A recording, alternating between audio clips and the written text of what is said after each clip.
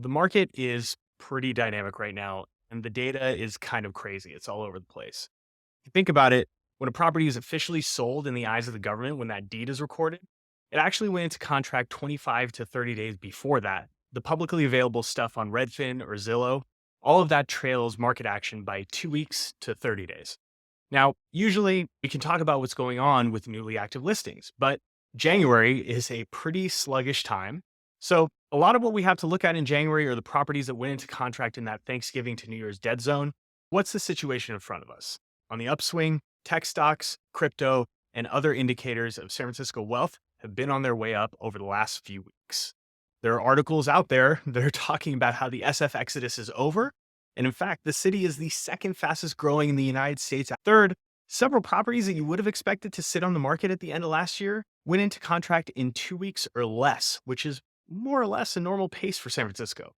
And listing agents on two-bed condos with buyers who are hugely dependent on loans, meaning the Fed made them 3 times poorer over the last 6 months, well, those listing agents are saying that traffic to open houses is pretty good. The other hand, while we have about the same number of two-bed condos on the market as we did this time last year, we only have two-thirds the number in contract.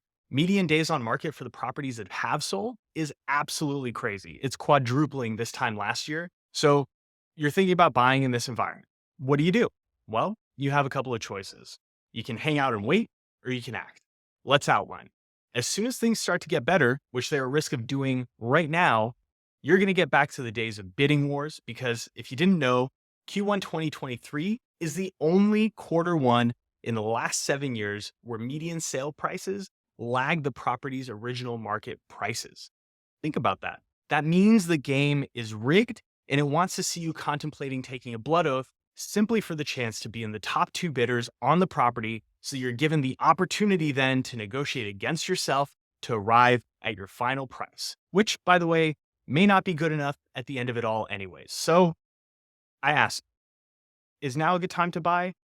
I mean, at least you're not dealing with that kind of stuff. And look, I get it.